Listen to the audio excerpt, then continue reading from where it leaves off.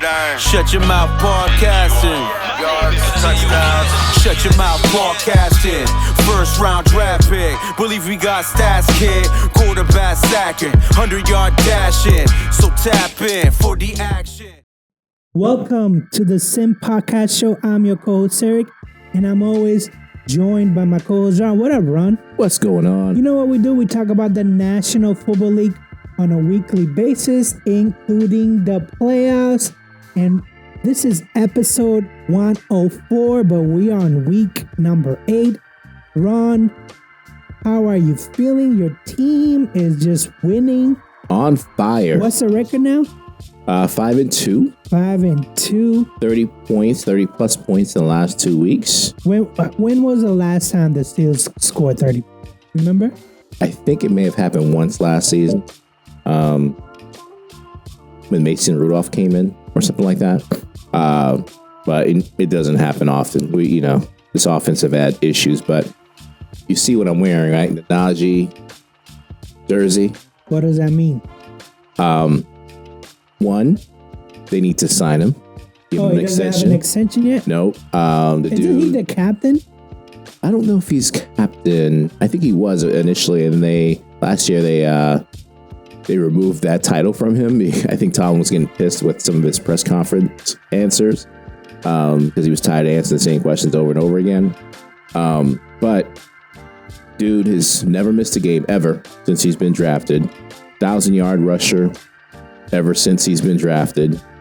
Just a model citizen, total, Steeler type of running back, physical, tough, hard runner, guy that could close out, games and stuff. He's the epitome of Steeler football. So didn't like the fact that they didn't pick up his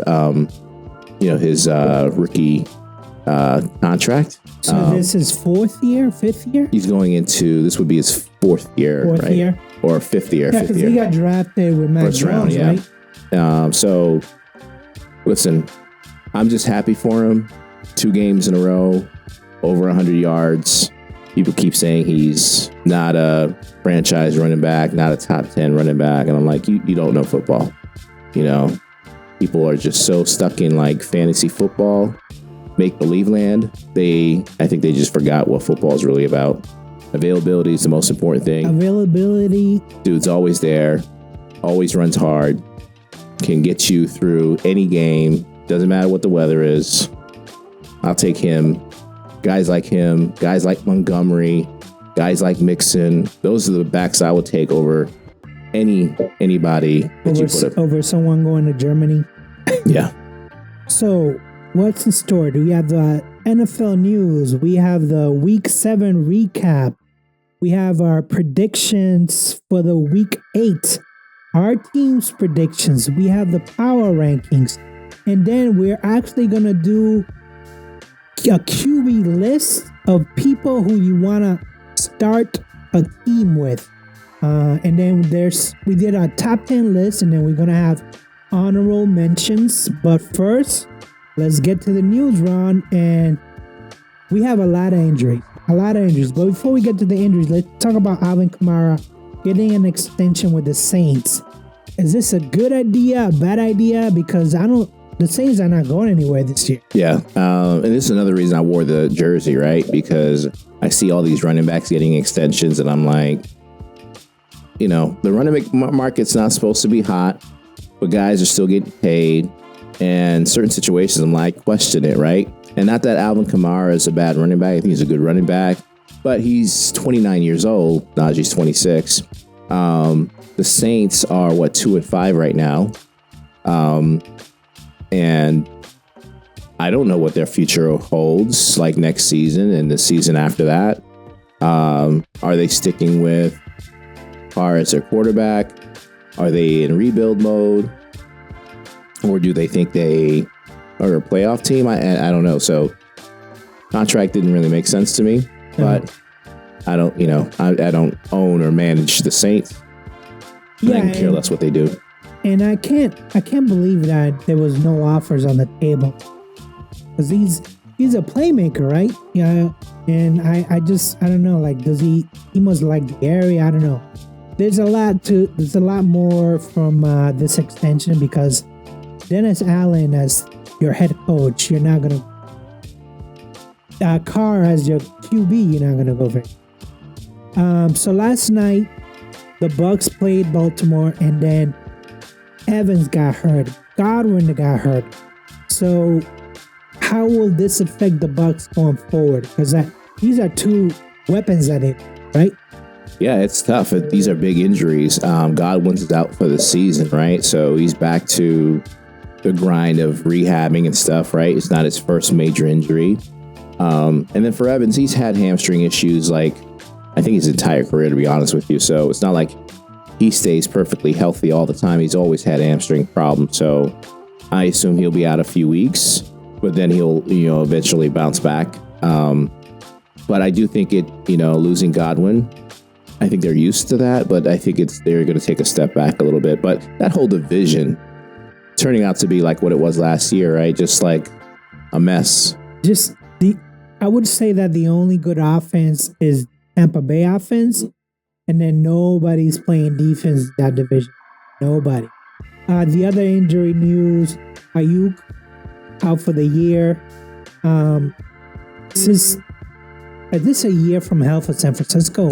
Yeah, you would think so, right? Like lots of injuries this year, both sides of the ball, but it seems like they're getting some positive stuff. It seems like McCaffrey might be back in a couple weeks. I don't know how much, they're going to miss Ayuk. I just gave him a huge contract or whatever. But to be honest with you, I think in that system, they got sufficient weapons. They're a run-first team, but there's enough receivers and Kittle at tight end for them to stay relevant and to compete with, the other teams in the NFC. I mean, we know that the Rams are a mess. Arizona, I know they won last night, but I don't think they can keep up with the 49ers. So it really comes down to the Seattle and San Francisco to win that division. So I'm not too concerned about San Francisco. Let's go into the recap for week number 7, and let's start by saying that I'm up. Mm-hmm. I am up by 1 point, but I'm up 63-62. I told you, Ron, watch out, I'm coming. I don't know if you didn't take it serious or not, but yeah, you almost swept, right? I think you won like 12 out of 14 games or whatever. Back to back. Yeah. Back to back. And Ron, when I move forward, I don't look back. So you better watch out. Okay. And I think by week 7, we know the good and the bad teams. I think the first couple of weeks we were like guessing. We're like, well, if they fix this, if they fix that. But I feel like we know, unless it's an injury, we know this team is good, this team is bad. But let's talk about the upset specials. You picked the Baltimore to lose to Tampa Bay. It was not meant to be. We just talk about the injuries. And I picked the New York Giants to beat the Philadelphia Eagles. Before we talk about Tampa Bay, it's the New York Giants. Are they done? Are they cooked? Like, stick a fork in them? Yeah, I mean, what it was at home. What were you thinking though? Like, I was just thinking like maybe the defense can like make some turnovers, but then, and the defense played pretty good. There was a lot of sacks. There was a lot of Jalen Hurts going down, but that offense is just not producing, especially at home. Mm-hmm. Now you got stories out there about, benching the quarterback and stuff like that. And of course, I think the coach came out today and said, no, they're sticking with Daniel Jones or whatever. But, the team is who we thought they were, I think, right? 2-5. What do we predict? Like maybe 5 wins, 6 wins? Yeah, I think we went, I don't know, but as God is my witness, just like I wrote off the Browns, I'm going to write off the Giants. And actually, before we move on to our own teams, let's just write teams off, right? Let me just look at the standings and just say, let's write teams off because some teams just can't make it. Let's start with my team. Patriots are 1-6. We didn't think they were gonna make it anyways. Yeah. So it's not a shocker, but they're written off. Should we write off the Jets?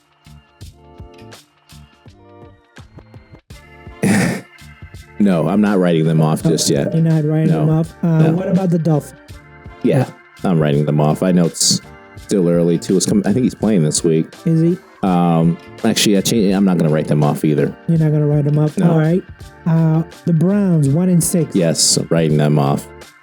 They already had a wholesale last week. I wrote them off before the season started though, so it's not saying. Not surprised. They fell under the Patriots. I don't know why people were like, Watson this, Watson that. No. Cincinnati?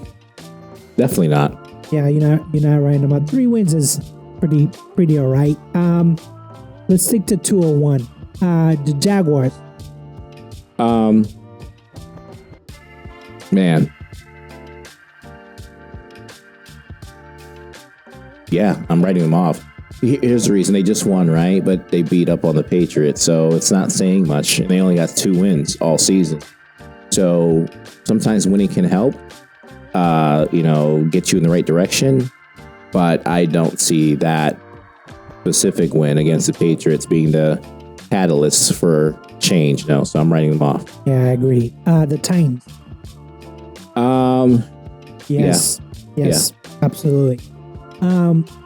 The Vegas Raiders. Writing them off. You don't think Antonio Pierce can make it? With who's playing? I don't even know. Who's the QB? Yeah. Who's O'Connell, Minshew. You don't have a receiver. I mean, you have a pretty good tight end. Yeah. I was looking up passing stats and receiving stats.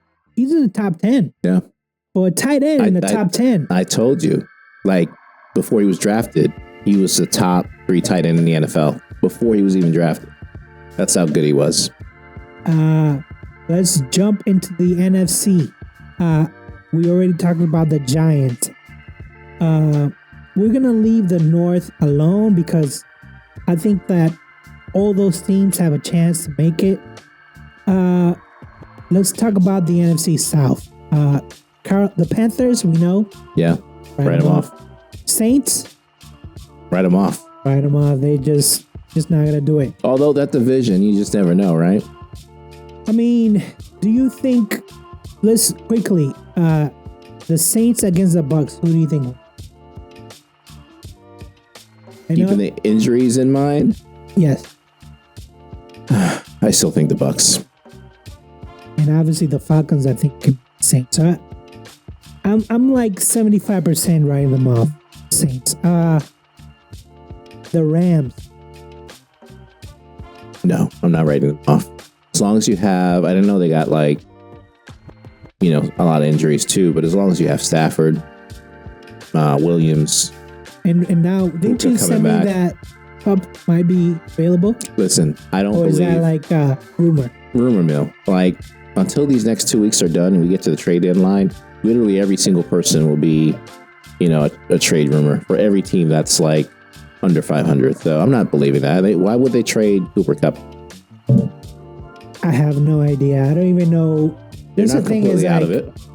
These rumors start and people start putting in absolutely. fire. And I'm like, can you not pay both receivers? I don't understand.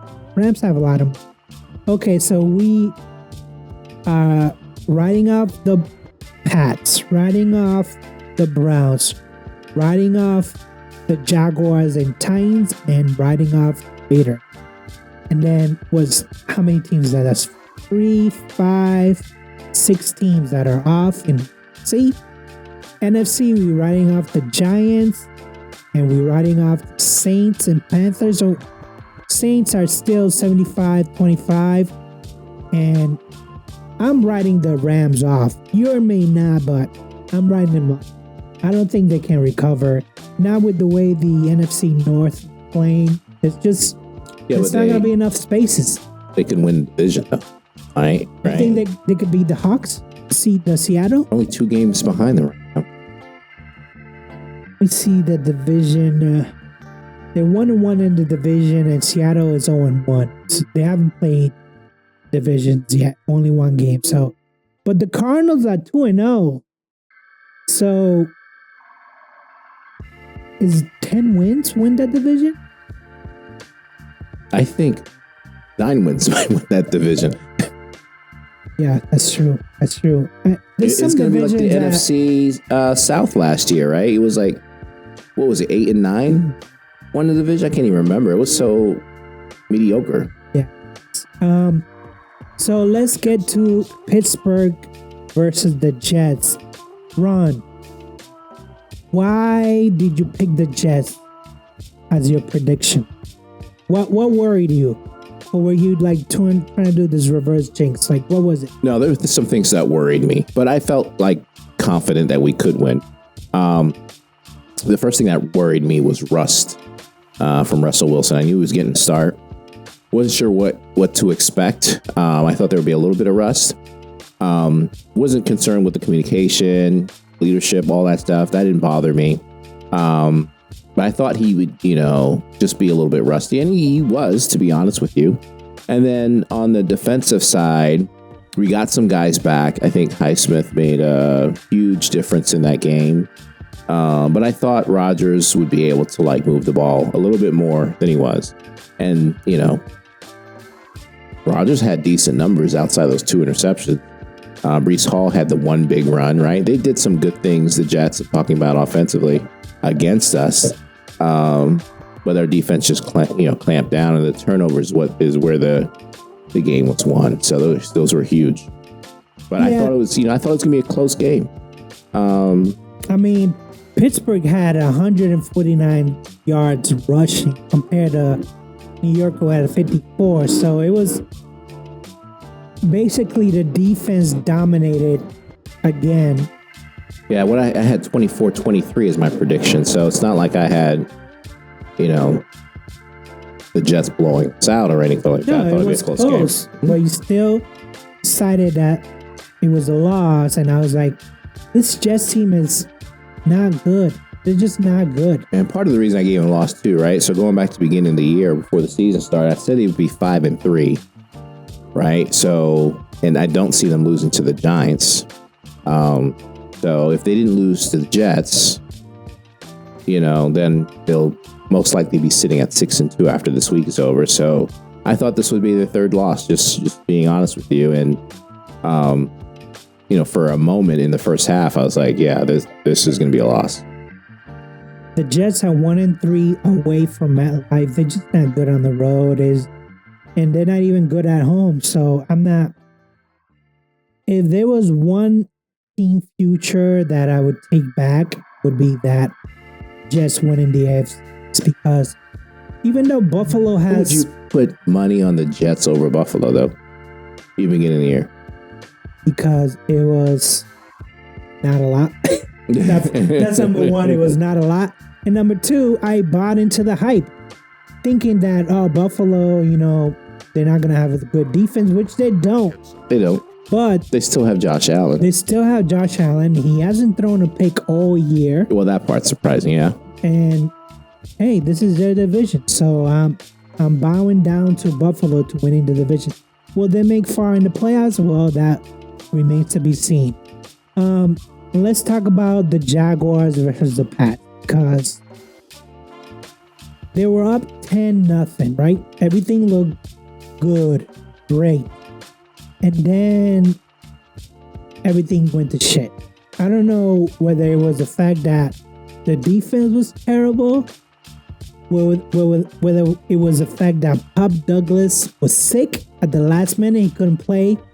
Osborne had to step in, even though he was inactive before the game, and then all of a sudden he was active. And then they interview the players and say, why did you play so poorly?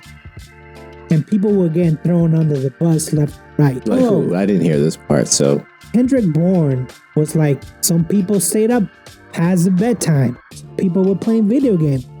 Some people stayed up past the curfew. I was like, are you guys professionals, or are you just little kids doing whatever you want.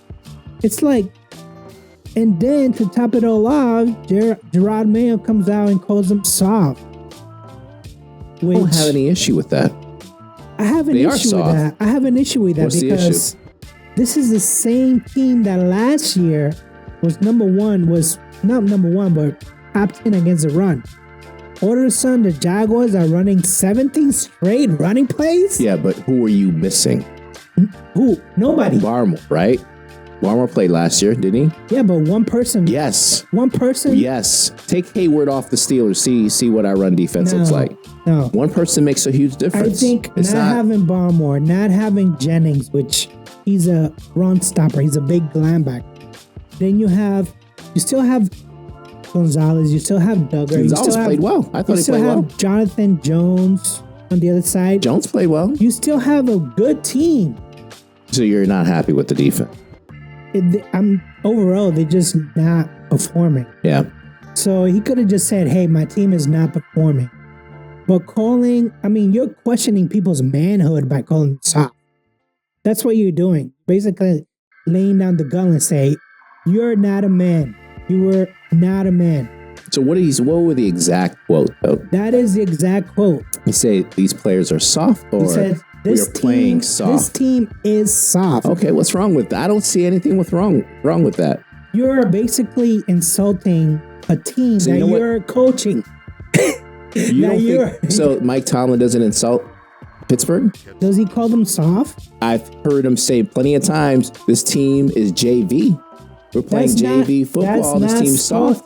It's the same thing. No, it's not, Ron. It's to call someone JV. No, it's not. To tell them, hey, yeah, you look good against because JV could the be second mental string. Mistakes, could be physical mistakes. I've heard him literally tell players, yeah, I expect you to look good. You're playing preseason against scrubs.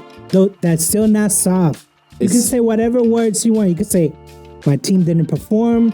Say they need better coaching. You could have said all those things, but calling them soft, it just blew up. It might blow up on his face. I don't know what's going to happen next week. Guess what? Against the Jets. Here's the thing. If it hurts their feelings, does it mean that they're soft? It's not about hurting. It's not about hurting their feelings. It's about hurting their people's manhood. Yeah. So if it hurts your manhood being called soft, maybe you are soft. Maybe it is. But yes. Are you going to play for somebody that calls you soft? You think because he called them soft, that's going to change whether someone plays hard or not? It remains to be seen. No. It remains to be seen. No. I'm just saying. Players either want to play hard or they don't. You have a vocabulary that you can change soft for something else. Yeah. But again, this is what happens. First-year coach. Exactly, right. It's a first-year coach. You're going to make mistakes. But calling players soft, players that you re-signed, you and your GM re-signed, give an extension to. You gotta light a fire. You gotta tell them. You gotta be honest with people, man. I manage people for a living, and I can tell. I don't call people soft.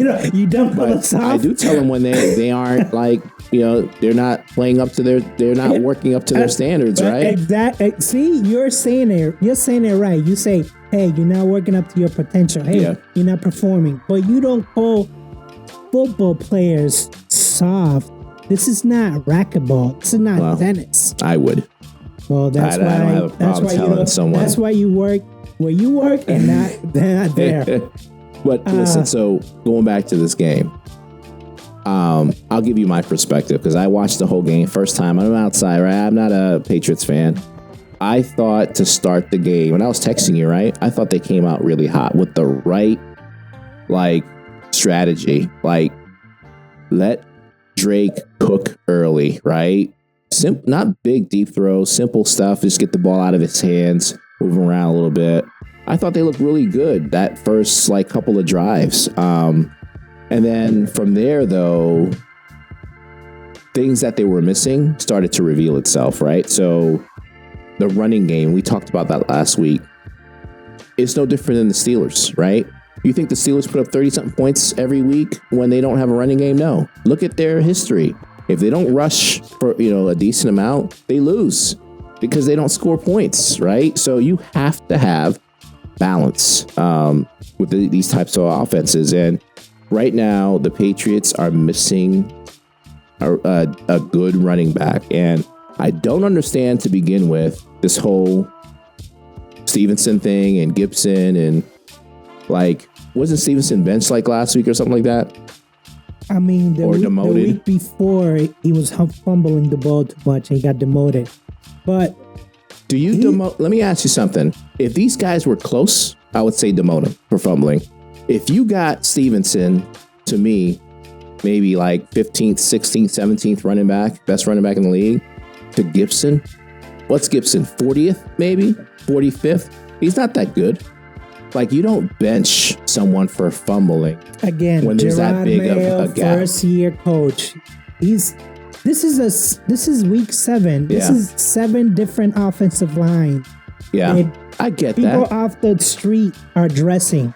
Steelers have had issues with the offensive line too. Drake May only took 2 sacks. Yeah, he was running around. I thought he played well. No, he did play well. I thought he probably could have used his legs a little bit more. No interceptions. He didn't turn the ball over. He played good. I think they have a running game. Period. You got to have a running game. That's what it comes down to. They have something special with May, but now I can see why people are questioning. Like, you surround May with not only talent, which there's none on the team. Well, there's some talent, but the coaching. Like, so is it Mayo? Is it Van Pelt? Like, yeah, that's like, I don't know, because obviously the Jaguars had 8, 9 people on the line and they still ran the ball. So isn't it time that maybe Drake May should just take over? But he was a good rookie and he ran the play that was called. Yeah, you're not gonna. I mean, that's not a rookie's fault or any quarterback's fault to run the play that's called in, right? And the fact that he threw 37 times, a lot for a rookie. Yeah. Well, what was the option? What was the second option? There was no second option. That's my point. You don't have a running game you can fall back to, so you're going to throw 37, 40, 50 times because you don't have a running game. A lot of drops. Again, talent. And they drafted Polk, and he still dropped the ball. We should talk about him. Best hands, he said. One of the best hands in the league or something like that. I mean, I understand that you want to build yourself up, right? You never want to say, well, yeah, I have bad hands. But you also don't want to say, I have the best hands. Because then people are going to be like, but you had the best hands, man. He had a rough. So, yeah. No catches. Let me see. You're 3 targets, no catches. Your number 1 receiver. There was a hard hit in one play, which people say he should have caught that, but he got hit pretty hard. There was no flag. Again, this team is in rebuild mode. Can only get upset too much. But now, you said there was a rumor about Gerard Mayo only lasting 1 year, right? I don't know what his contract is. Is it 2? Is it 3? But he's still learning. Exactly. And I wouldn't give up on him just yet. It's going to be rough along the way, especially when you're losing. There's some gaps for sure. There's some, lack of talent in certain situations. I think when we did the preseason stuff, like the quarterback room, I thought, besides May, I thought needed improvement. The running back, I thought needed a lot of improvement. The offensive line, we talked a lot about them already. And then the receivers, as much as I'm hyped about Polk and Baker, who for whatever reason can't see the field, I still gave the receivers a D plus, if I remember right, somewhere along there. So they still need some more better weapons for sure to surround May with. But defensively, they got to hold up too, right? So they got to do their part. Can't give up 32 points. You can't give up 32 points, especially to the Jaguars, especially 171 yards rushing. It's got to be done via the draft, just like Detroit did it. I mean, Detroit had some bad teams, but they drafted well. You're not going to pay somebody to come to Massachusetts and play for you. Either they don't like the climb, the weather, the climate, the high taxes, whatever the case might be. So this team is always going to have extra cap because Tom Brady's not there. So there's no incentive for you to go there and win a championship. There's no incentive. Yeah, this team still has a lot of hurdles to achieve. Let's go into week number 8, Ron, and we'll start with the Sunday games because you made Thursday your upset special, so we'll talk about that. So, Baltimore at Cleveland. Baltimore. When I wrote the spread, I couldn't believe it. 10.5, 43.5 is the over and under. Ron, who'd you go with? I'm going with Baltimore. Listen, I went against them last week against Tampa on the road. I'm not going against them here, even if Jameis Winston's playing this week. And I think that's an upgrade, to be honest, with Watson going down. I'm still going with Baltimore. I'm happy for that Chubb is back. I think Winston will make the offense with Chubb look like competent for the first time. But Baltimore is too powerful for them. They're going to win. Yeah, I think this is the highest spread this week. Kansas City is at 10. Detroit, what's Detroit at? have 11. Oh, sorry. Detroit is a high. But I also went with Baltimore.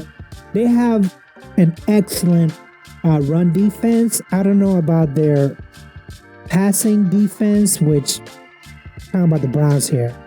Without Nick Chubb, they're like dead in the water.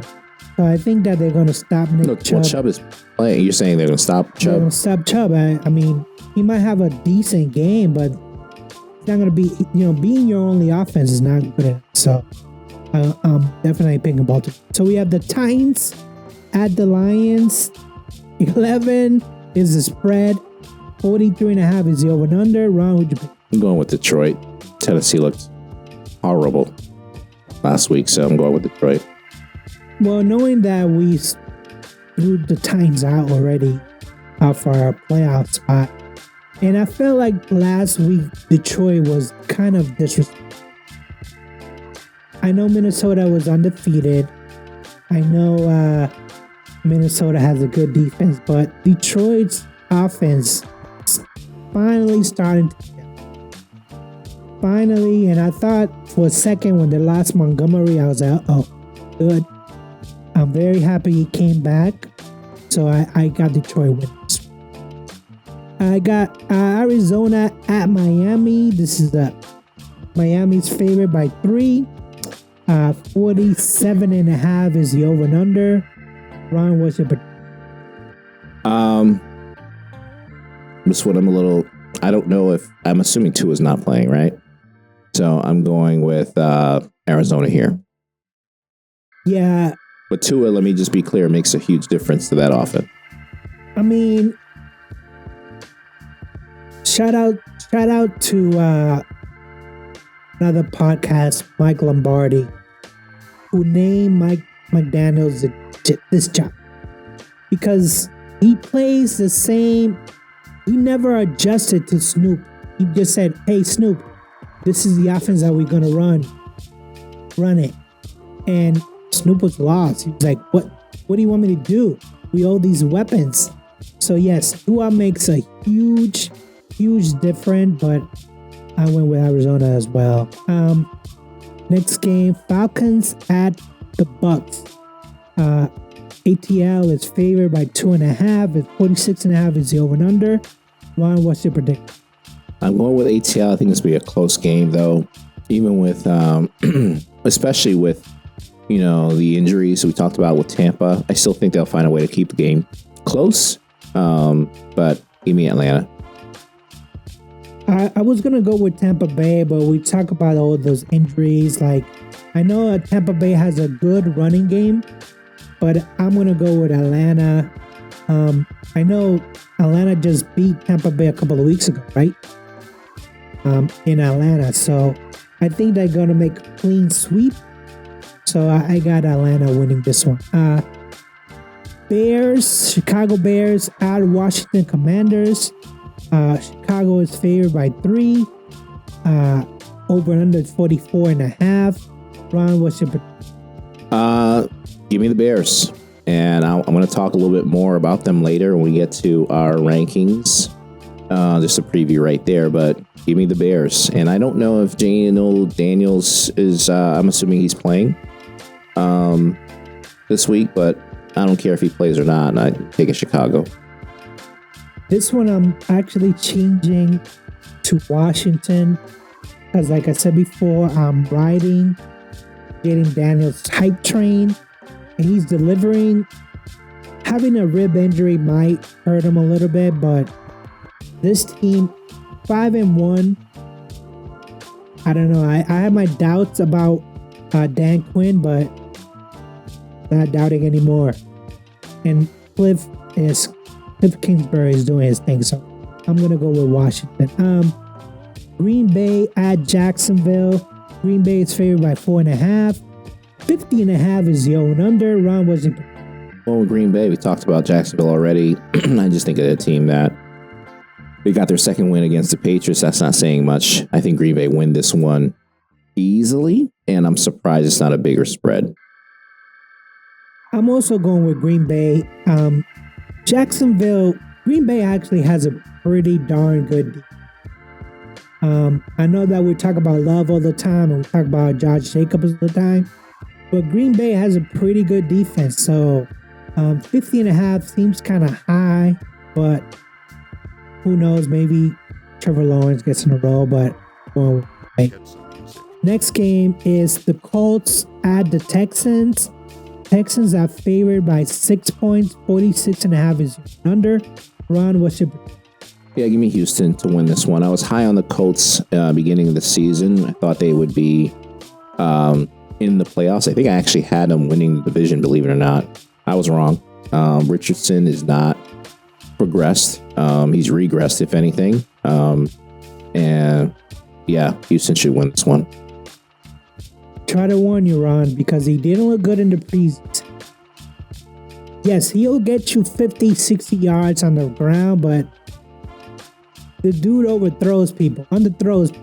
Once in a while, he have a highlight reel where he hits a 60-yarder, but he's just not a quarterback, an NFL quarterback. Sorry.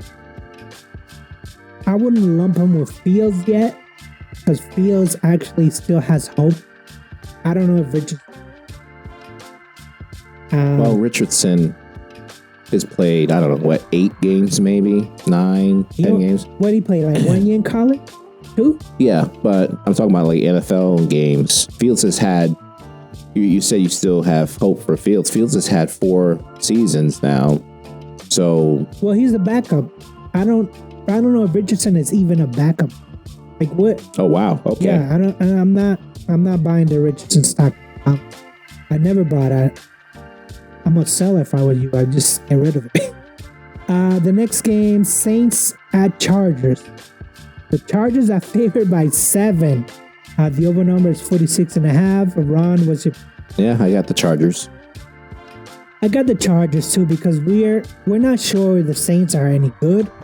I know the Chargers have a pretty good defense. Their offense is questionable. You know, they have Herbert. He's not 100%, but give me the Chargers. I got Buffalo at Seattle. Buffalo is favored by 3.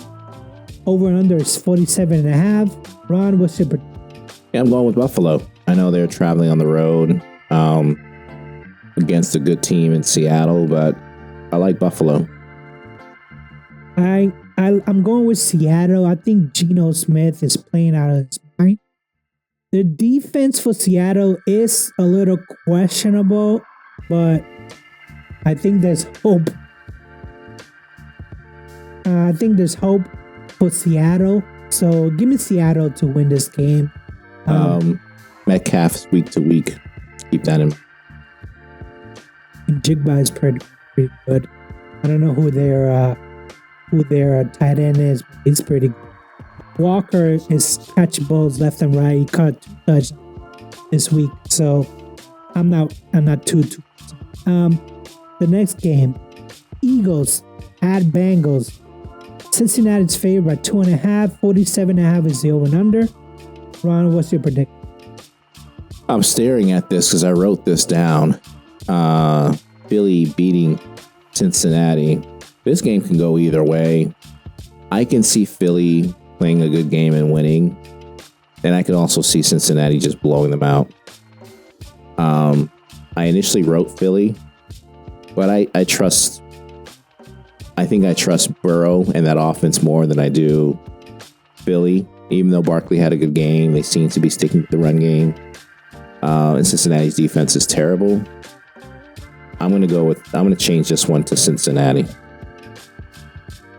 Last week, I picked the Giants to beat the Eagles, and through like 2 quarters, I think it was 0-0. Punt after punt. I was like, why?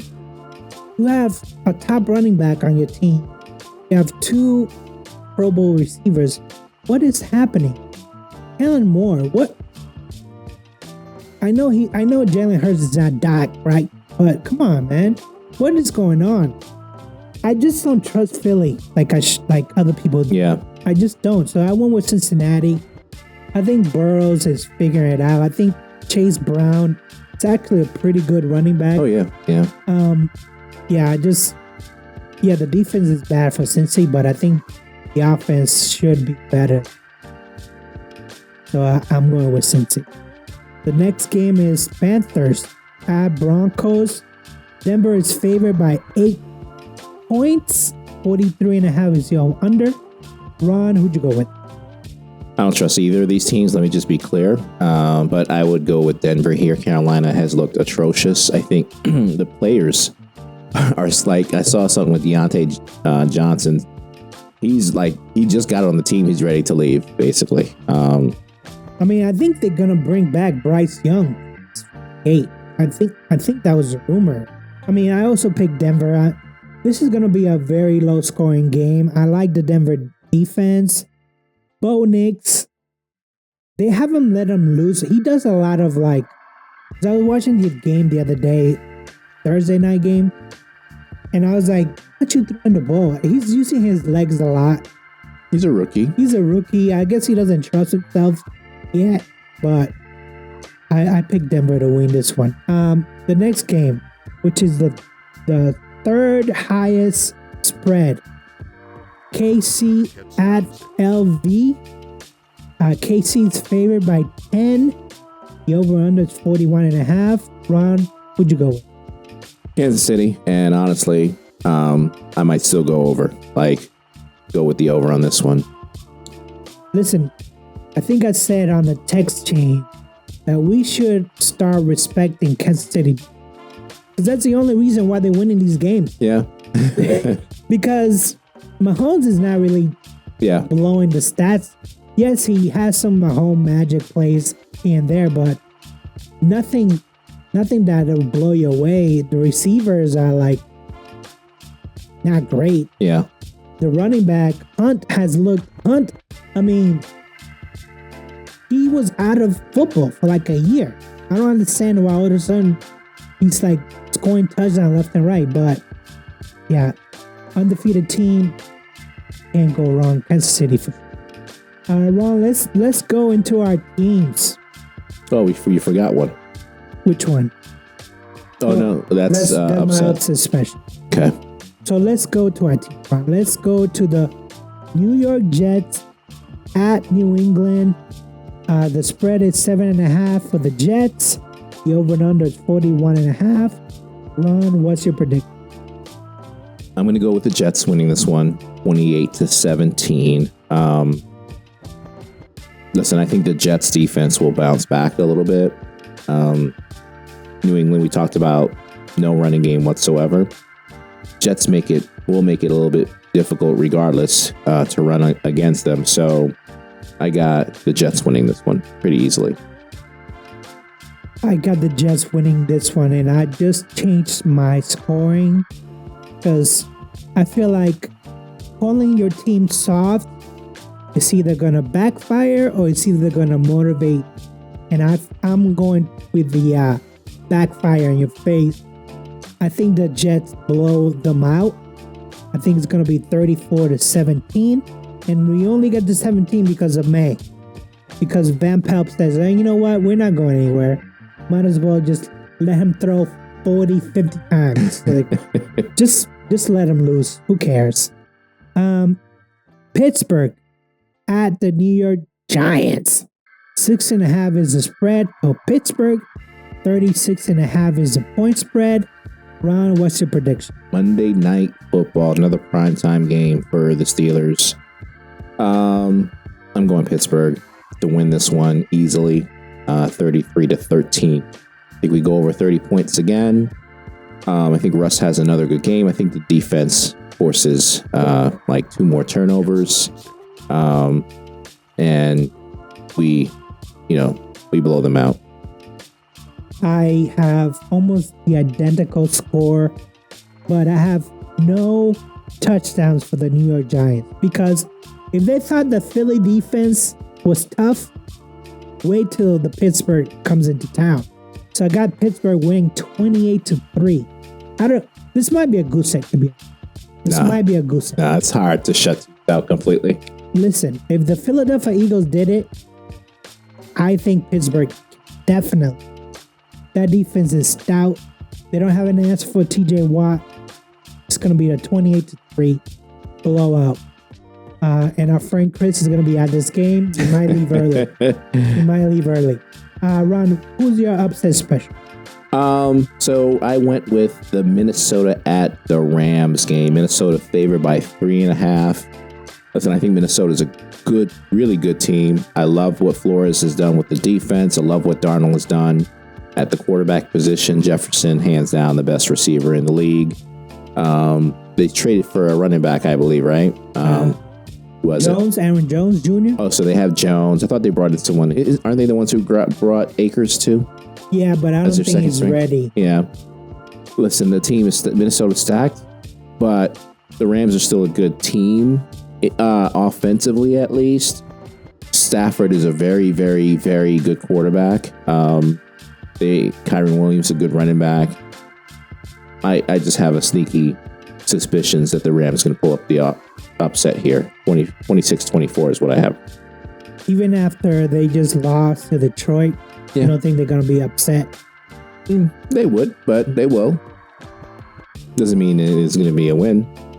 Yeah, I like Minnesota, and I think that I know Stafford basically got beat by Goff, who got traded by Stafford, and I just don't see that. I think that Stafford has nobody to throw to. I know that Cooper Kupp is going to play, right? I think back. And Kua, I think he's in practice. I don't know. I just don't know. I don't think that they have enough talent to get to 26 points. So give me Minnesota. With my upset specials, Sunday night, Dallas coming off a bye week against San Francisco, which we just talked about. They lost their number 1 receiver. I got them winning 28-21. I don't even know if San Francisco gets to 21, but I think Dallas has a lot to prove. Are they a good team? Are they a bad team? First of all, this is not the playoffs, so that it's a point towards Dallas. If this was the playoffs, I would be like, oh yeah, San Francisco bad. But this is a regular game coming off a bye week. Give me Dallas. San Francisco is having a bad year. They need to win more games in the division, in the conference, to like make noise, right? Make themselves be heard. So give me Dallas. Ron, who's in your power ranking? All right, power ranking. So not much has changed, but I got Kansas City at number 1, Detroit number 2, Baltimore at number 3, Minnesota at 4, Buffalo at 5, Houston at 6, Green Bay at 7, Washington at 8, and then making their first appearances, I got Pittsburgh at number 9 and Chicago at 10. Chicago, I told you, I warned you a couple weeks ago that they will be in my top 10 pretty soon. I know they're just coming off a bye week. They didn't play last week. Who has Chicago beat? That was Doesn't matter. It doesn't matter. That's why they're in your top 10 because they just I just think they're a good team. Okay. Doesn't matter. Yeah, they haven't beaten anybody. Okay. So to me, they're not top 10 worthy. Okay. Yeah, basically, I have Kansas City at number 1 not because they're dominant, they're just undefeated.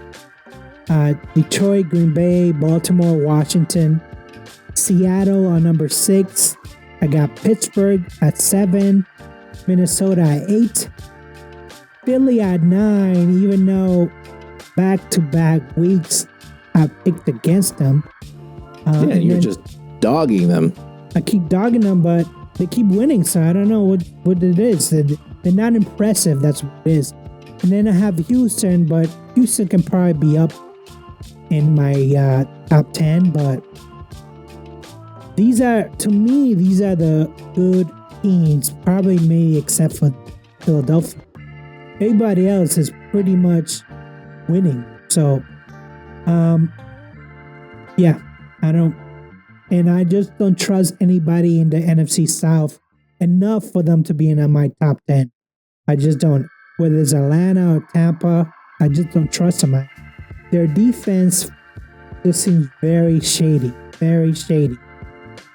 which is weird because Todd Bowles, defensive coordinator, Raheem Morris, right, exactly. So why your defense is so bad?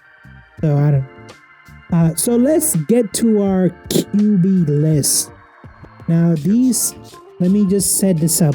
These are QBs drafted. We went all the way back to 2020 that you would want to start your team with. So, Ron, who is on your list? Guys that have been drafted within the last 4 years that I would start my franchise with.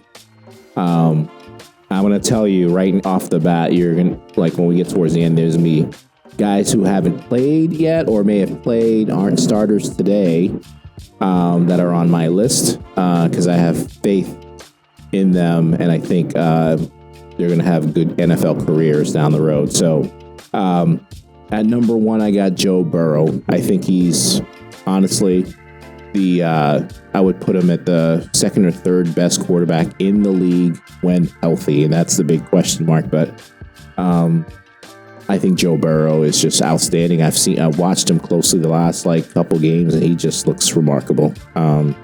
So give me him at number 1. I got Stroud at number 2, I believe. What I saw from last season, that he's worthy of that. Just looked really good. Daniels, I got at number 3. And that, listen, I wasn't on the hype train with Daniels, but I've seen enough this year from him to say, yeah, I wouldn't mind having him on my team. I put Hurts at number 4. Throughout his career, he was drafted in 2020. I've seen enough to say that he's an MVP caliber quarterback. So I would definitely have him on the team. I got Jordan Love at 5. Drafted in 2020 as well. Sat back, for a couple of years, and he's just looked outstanding the last 2 seasons. Yeah, definitely someone I would want to have on my team. Then I went with Williams from Chicago. High on him for sure. I thought and I still think he has a chance to get in the Rookie of the Year conversation if the Bears continue to win. I think he'll be there. And this is where it gets interesting. So I got Penix of Atlanta at number 7.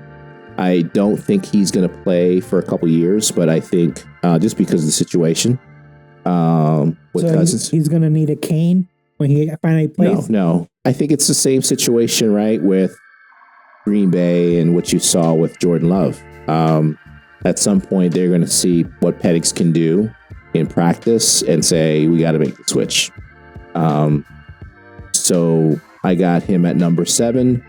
I put Herbert at number 8. I got Sam Howell, who's not a starter today. I think he's on Seattle, if I'm not mistaken, as their backup.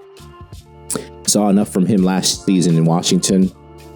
His upside is huge to me. Did he lead the league in touchdowns? He was up there in touchdowns, if I'm not mistaken, but he was yards. up there. He was up there in yards, but too. he also was up there in interceptions. But that, he was a rookie, so you kind of expect that. I just think he has a lot of talent. I was disappointed that they moved on from him, but Washington went through a whole completely rebuild, so I'm not surprised. I think Howell, though, is a starting quarterback that needs to get the right coaching for sure to kind of reduce the errors. And then I put Brock Purdy at 10. I do think he's a good quarterback. I don't I don't see him in terms of talent as being any better than the other guys that I put in front of him. I think it's a little bit overrated, his talent, because he's on San Francisco. The only problem that I have is with Penix because we haven't really seen him in action. So I don't know. I would be hesitant to put him on a franchise. Even if you remove Cousins, I'll be like, I want to see him. I want to see him in action before I make proclamation that he's on this. So my list, I went with C.J. Stroud. Obviously, same things you mentioned. The dude just has it. Daniels, same thing. I think he can get Rookie of the Year. And I think he's might be getting some odds for MVP if Washington keeps winning. So I don't think there's ever been Rookie of the Year and MVP. Same. Williams, because he's showing a lot of flashes, even though it's against bad teams, but winning is winning, I guess. Brock Purdy, I got him at 4. I hate to use the word that he's a system quarterback, but he's in the right system. So he's winning. San Francisco's winning. Would you take him if it was a different system over some of the other guys that you have behind? I mean, he got drafted the last player on the draft. So if it were based on just his college career, he got drafted in the right place. But he's performing with the pros, so I don't mind having him on the. So I put him on number 4. Love, of course, the dude is balling. Yes, he got drafted in 2020, but listen, when you have Aaron Rodgers ahead of you, let him leave. Let him talk. Let him do his ayahuasca. Let him do his, chamber of silence, whatever that can. I like what Love did, and he was always like, yes, sir, no, sir. So I like that. Jalen Hurts. Wow, this was hard because we picked him to win the MVP, but he's not performing as an MVP candidate. So, but just because he's not performing at the MVP, no, you still want him as your franchise player, but I don't think he's MVP level. So I have Drake May because he's showing flashes. He saw 2 games. That's enough. Of Drake May. That's enough. And I haven't seen any games from Penix. So, but you have him above Burrows, right below Jalen Hurts, who's been up for the MVP conversation. I mean, this is my top 10 list. Okay. That's a homer pick. Because his injuries. You can't really trust Burrows, his injury. Okay, I'll give you that. So I can't really put him as my top 5 because we don't know if he's going to last next game, next year. So I don't want that. I don't want to be worried about someone's health, no matter how good. So I got him down there. Trevor Lawrence. I mean, he got an extension. Don't know why. I think that was a lot of money. I think some other team would have given him even more. I was going back and forth with Trevor Lawrence because I was like, is he good? Do you want a franchise? He has a franchise. That's why I left him off the list, right? But he's my honorable mention. But yeah.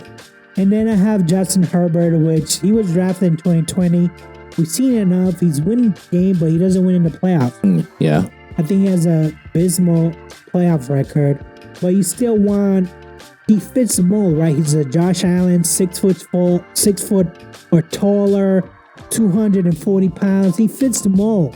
I just want him to perform. So, yeah. The only surprise in this list is Drake May, and I only put him there because he's showing flashes. Next week against the Jets, if he plays the same way that he played with Jacksonville, no turnovers, couple of touchdowns, he can stay on my list. I want that. I think I like Drake May. I told you, I think he's going to be a good quarterback. I still don't even think he's like the top. Well, you have him. Who's your honorable mention? Yeah, I have him in the honorable mention, but I don't think he was the top 3 quarterbacks in this draft period, this last year's draft, right? So, I mean, we haven't seen Penix in action. We haven't seen DJ McCarthy in action. All right, Ron, who is in your honorable mention? yeah, so I put Trevor Lawrence in there. Listen, like you talked about, he signed the contract already. How good is he? I don't know. I think it's yet to be seen. He just hasn't reached the potential, I think, or the expectations that we all were looking for. So, but I do have him just outside of my top 10. I got Drake May there. I want to see some more. I think he has the tools to be there. JJ McCarthy, I would have loved to see him because I do think he definitely a pro system quarterback. Reminds me a little bit of Purdy, to be honest with you, in terms of his talent. Probably more athletic. Yeah. I got Kenny Pickett in there. Then Fields, Mac Jones, Will Levis, Richardson, Nix. I think they're all around, in the same boat. You would want to start franchise, or you want them as backup? I think on some of these guys, I want to see more. Can they be developed? Pickett for sure. He's only had a year and a half, I think. I've seen enough from Fields. I think he is what he is. He's going to have those shortcomings. But Mac Jones, I think there's still hope for him. Will Levis is young, but I think I've seen enough for him to think he is nothing but a backup. And then Richardson, I need to see some more from him. And Bo Nix, he's just getting started. So, yeah, I think the only 2 players on that list that I would just write off would be Richardson and Evans. I think Mac Jones has potential. Same thing with Pickett. Same thing with Fields, but maybe as a backup. I don't see them starting anywhere, or at least where I would be like, oh, these guys are available, because Jones is in his rookie contract, right? So he's going to be a free. Fields, I think his rookie contract too, right? So he's going to be a free. Yeah, just like, would you say, let's say you were the Raiders, would you want Jones or Pickett or Fields as your starting? If I'm the Raiders, or if I'm any team getting in the top 3, and I know who's coming out, like your Cam Ward, your Shooter Sanders, your Ewers, kid from Georgia.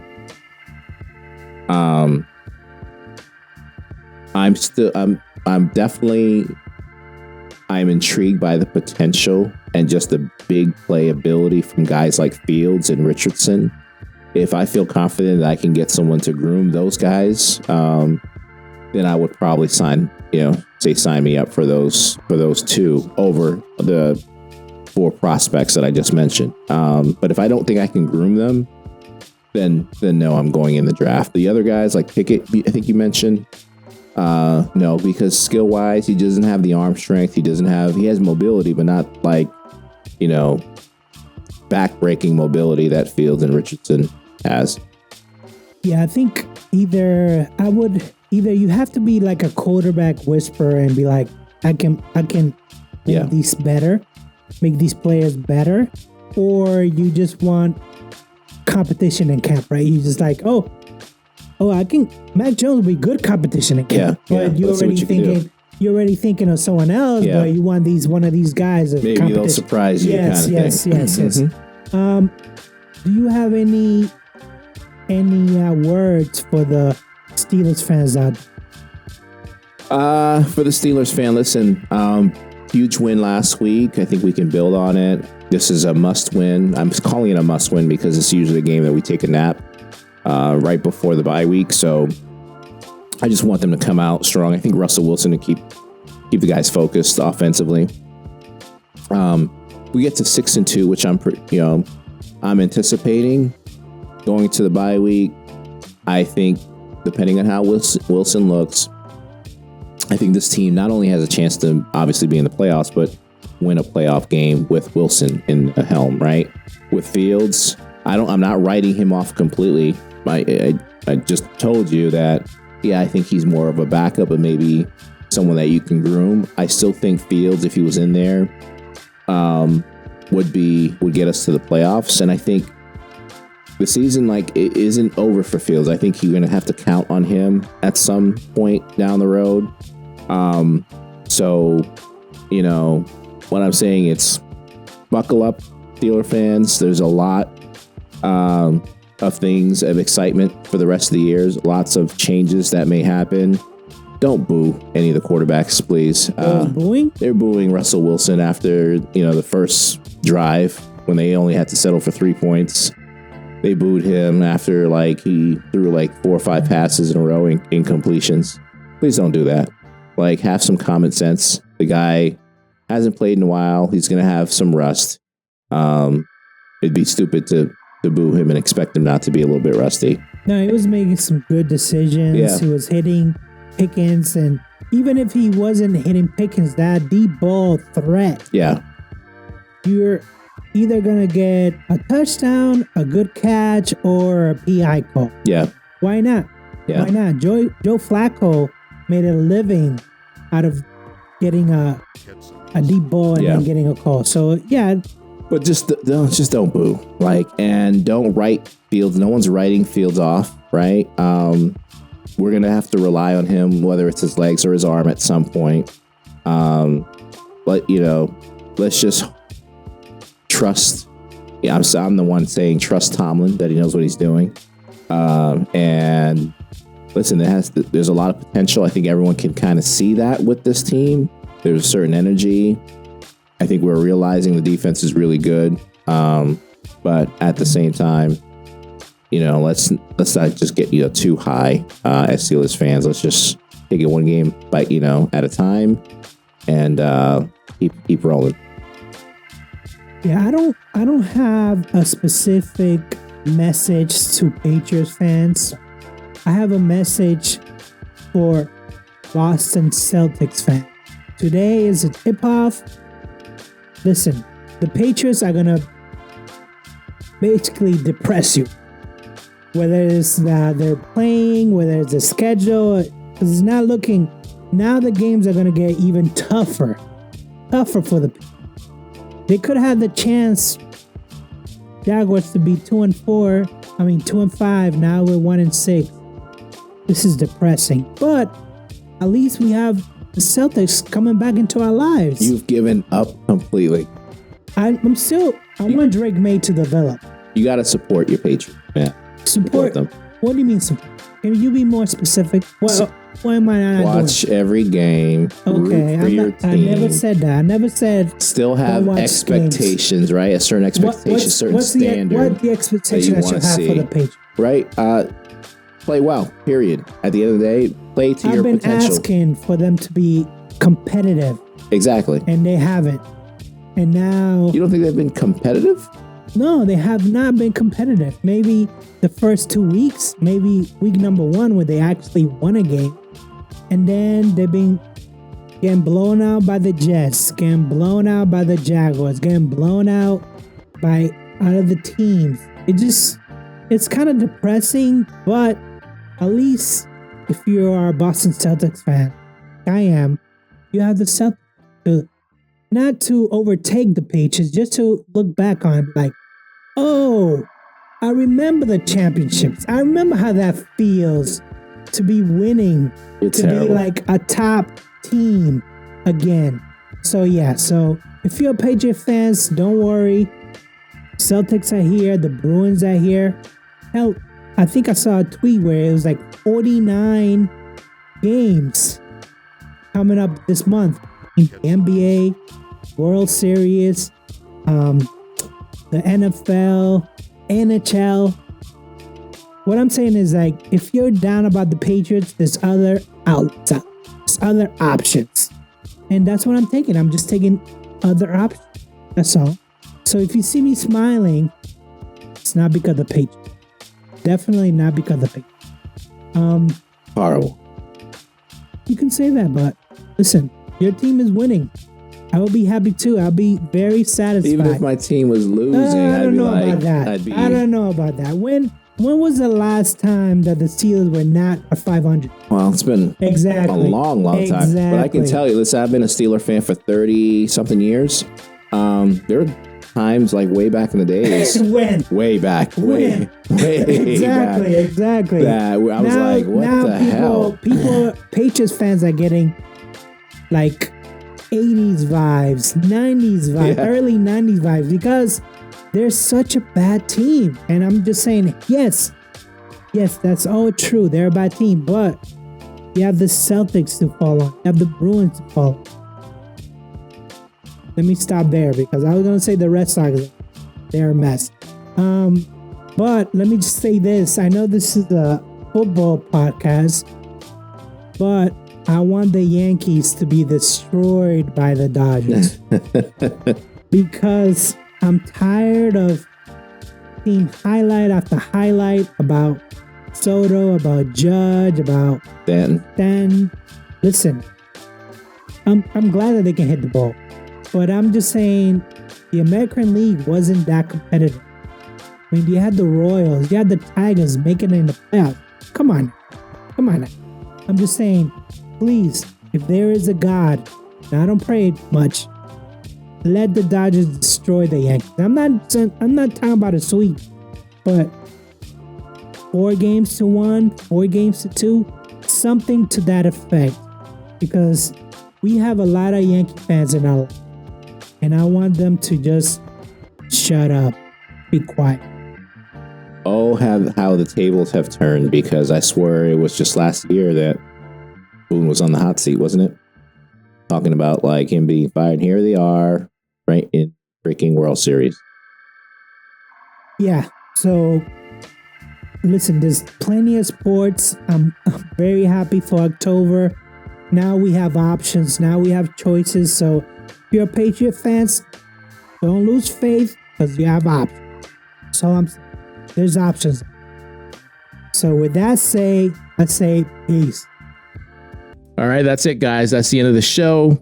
Thanks so much for all your support and listening today. If you got any questions, comments, feedback, feel free to email us at simsportsmedia@gmail.com. That's SYMSPORTSMEDIA@gmail.com.